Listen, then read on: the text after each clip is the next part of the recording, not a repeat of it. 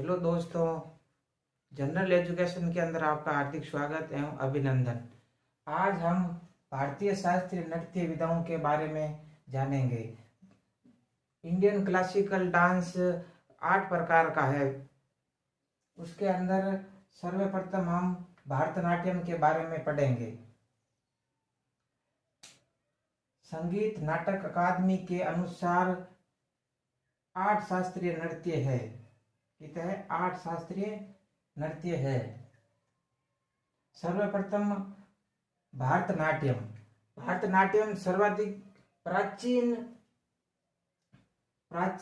है, क्योंकि यह सबसे पुराने जमाने के अंदर किया जाता था। भारत का यहाँ अर्थ कुछ लोग भरत मुनि के नाम पर बताते हैं कि यह भरत मुनि के नाम पर भरतनाट्य का निर्माण हुआ। भरतनाट्यम का अर्थ अन्य विद्वान इसे भरत का मतलब राग या भाव भी बताते हैं। अन्य विद्वान राग या भाव भी बताते हैं। तमिलनाडु में किया जाता है। मुख्यतः भरतनाट्यम तमिलनाडु के अंदर ही किया जाता है। ये तमिलनाडु के आसपास के क्षेत्रों में भी और किया जाता है। और इसके मुख्य कलाकार यामिनी कृष्ण मूर्ति है। भरतनाट्यम के मुख्य कलाकार यामिनी कृष्ण मूर्ति है, जो मुख्य इन्होंने ही अपना योगदान दिया है। आगे आता है कुचिपुड़ी मुख्यतः आंध्र प्रदेश के अंदर किया जाता है। और आंध्र प्रदेश के अंदर एक गांव है कुचलापुरम गांव से उत्पन्न हुई है। और इसका मुख्य सिद्धेंद्र योगी ने परंपरा को आगे बढ़ाया। पुरुष ब्राह्मणों का एकाधिकार। इस कुचिपुड़ी नृत्य के अंदर ब्राह्मणों के अंदर पुरुषों का एकाधिकार जमाया हुआ है। ये पुरुषों के द्वारा ही किया जाता है। ये भगवत पुराण की कहानियों से संबंधित है। इसके अंदर जो भी कहानी डांस के अंदर कहानियां सभी भगवत पुराण से ली गई है। पुराण हमारे प्राचीन ग्रंथों में से एक है। और ये पंथ निरपेक्ष यानी इसके अंदर कोई भी ऐसा नहीं है कि जाति उस जाति का है या उस धर्म का है। ये पंथ निरपेक्ष है। ये श्रृंगार रस की प्रधानता है। इसके अंदर प्रेम भाव की ही भावना है कुचिपुड़ी के अंदर। और इसके मुख्य वाद्य यंत्र वोयलिन और मृदंग का उपयोग किया जाता है। वोयलिन और मृदंग का वाद्य यंत्रों के रूप में भी उपयोग होता है। और उसके मुख्य कलाकार राजा रेड्डी है कुचिपुड़ी के अंदर। 3 नंबर पर शास्त्रीय नृत्य है कथकली केरल के मंदिरों में किया जाता है। मुख्यतः कथकली केरल के मंदिरों में ही किया जाता है। और यह रामायण और महाभारत की कहानियों से संबंधित है। इसके अंदर रामायण और महाभारत की कहानियों से लिए गए नाटक होते हैं और इन्हीं के आधार पर यह नृत्य किया जाता है। कथा यानी कथा का अर्थ होता है कहानी। और कली का अर्थ होता है नाटक। कली का अर्थ क्या होता है? नाटक। यानी कथा के रूप में नाटक करना ही कथकली का कहलाता है। और ये आकाश तत्व का प्रतीक माना जाता है। कथकली आकाश तत्व का ही प्रतीक माना जाता है। और इसके कलाकार मुख्यतः गोपीनाथ और रीता गांगुली है। गोपीनाथ और रीता गांगुली इसके मुख्य कलाकारों में से है। आगे 4 नंबर पर आता है मोहिनी अट्टम। 4 नंबर पर शास्त्रीय नृत्य मोहिनी अट्टम। मोहिनी का अर्थ क्या होता है कि मोहिनी यानी सुंदर स्त्री से लिया गया है। मोहिनी का मतलब सुंदर स्त्री होता है। और अट्टम का अर्थ होता है नृत्य करना या नृत्य कह सकते हैं। अट्टम का अर्थ नृत्य होता है। ये एकल नृत्य है। मोहिनी अट्टम एक एकल नृत्य है, यानी कि एक ही स्त्री के द्वारा या एक ही पुरुष के द्वारा किया जाता है। वड्डी वेल्लू के द्वारा आगे बढ़ाया गया था। इसे वड्डी वेल्लू के द्वारा आगे बढ़ाया गया था। ये 19वीं शताब्दी में वड्डी वेल्लू के द्वारा आगे बढ़ाया गया था। ये केरल के शासकों द्वारा आगे बढ़ाया गया था। और ये केरल के शासकों के द्वारा भी त्रावणकोर के अंदर आगे इसको बढ़ाया गया था। और ये मुख्यतः केरल राज्य के अंदर ही किया जाता है। वायु तत्व का प्रतीक, ये मोहिनी अट्टम वायु तत्व का प्रतीक माना जाता है कि, और इसके अंदर मुख्यतः वाद्य यंत्रों के अंदर झांझ, वीणा, ढोल और बांसुरी का उपयोग किया जाता है। कलाकार के रूप में इसके कलाकारों की बात करें तो माधुरी अम्मा, सुंदा नायर है। दो ही कलाकार है मुख्यतः, सुंदरी माधुरी अम्मा और सुंदा नायर, दो कलाकार मुख्यतः है इसके। आगे ओडिसी नृत्य। ओडिसी नृत्य उदयगिरी और खंडगिरी, उदयगिरी और खंडगिरी की गुफाएं तो बहुत ही प्रसिद्ध उड़ीसा के अंदर है, आप जानते होंगे।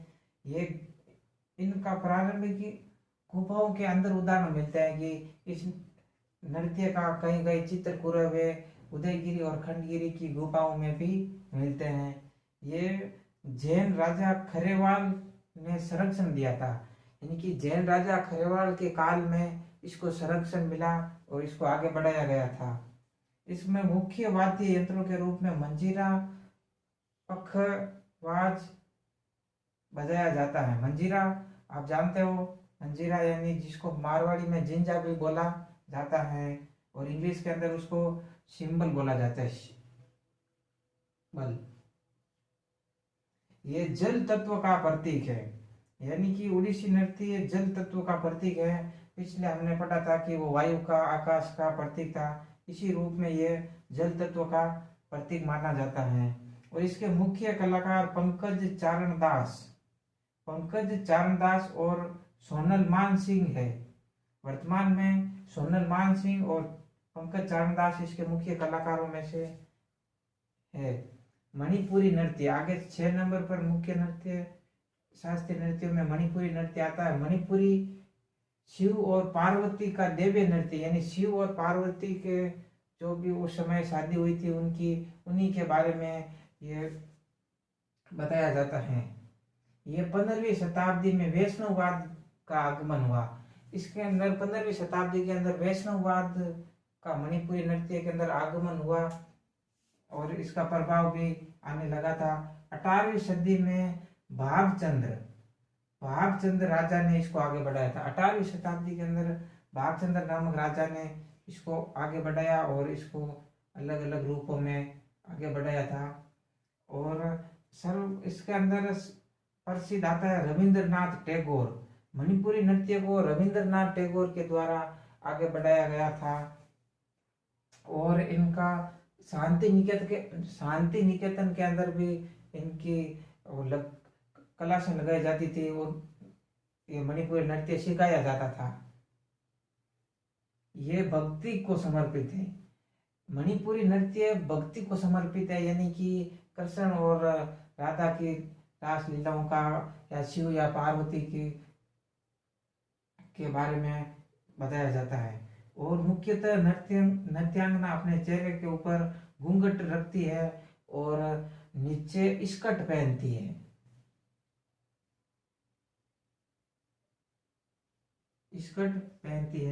और मुख्य वाद्य यंत्रों के रूप में बांसुरी, खरताल और ढोल का उपयोग किया जाता है। और इसके मुख्य कलाकार नैना, सुवर्णा, रंजना और गुरु विपिन है। 7 नंबर पर कथक शास्त्रीय नृत्य।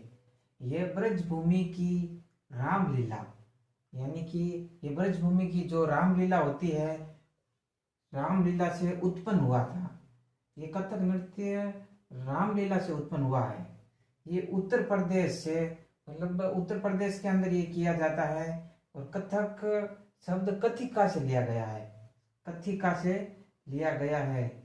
और इसे लेडी लीला सिक्के के द्वारा आगे बढ़ाया गया था। लेडी लीला सिक्के के द्वारा पुनर्जीवित या आगे बढ़ाया गया था। इसके मुख्य घराने, इस कथक के अंदर ही मुख्य घराने हैं, बाकी कोई नृत्य के अंदर मुख्य घराने नहीं है। इसके अंदर लखनऊ घराना हो गया, जयपुर घराना हो गया, रायगढ़ हो गया, बनारस हो गया, इसके मुख्य घराने हैं। ये ध्रुपद संगीत के अंदर किया जाता है। इसके अंदर जो संगीत बजता है वो ध्रुपद संगीत है। और इसके मुख्य कलाकार के अंदर बिरजू महाराज, छज्जू महाराज, सितारा देवी है। आगे आता है 8 नंबर पर और अंतिम शास्त्रीय नृत्य सत्रिया नृत्य। ये असम का नृत्य है और ये गुरु शंकर देव के द्वारा आगे बढ़ाया गया था। ये सत्रिया नृत्य असम के अंदर किया जाता है और वैष्णव गुरु शंकर देव, आप जानते हो कि शंकर देव के बारे में तो सभी जानते हैं कि ये 15वीं शताब्दी में हुए थे और वैष्णववाद के संत थे। उन्होंने ये सत्रिय नृत्य को आगे बढ़ाया था और ये भक्ति आंदोलन से प्रेरित है, यानी भक्ति आंदोलन हुआ था उसी से ये प्रेरित है। एक भक्ति आंदोलन से प्रेरित ये बोकात नामक पुरुष, यानी बोकात यानी कि पुरुष भिक्षुकों के द्वारा ही किया जाता है। ये अंकिया नाट शास्त्री सत्रिया का एक प्रकार है। अंकिया नाट भी सत्रिया का ही एक प्रकार है। ये भी अलग एक नाटक भी है और अंकिया नाट के अंदर सत्रिय से संबंधित भी है। कृष्ण की कहानियां पर आधारित है। ये कृष्ण और राधा की प्रेम कहानियों के ऊपर आधारित है और भक्ति से संबंधित है, तो फिर ये कृष्ण से संबंधित होनी स्वाभाविक है। और मुख्य वाद्य यंत्रों के अंदर इसमें ढोल, मंजीरा, बांसुरी का उपयोग किया जाता है। शास्त्रीय नृत्य तो 8 पूरे कंप्लीट हो गए हैं।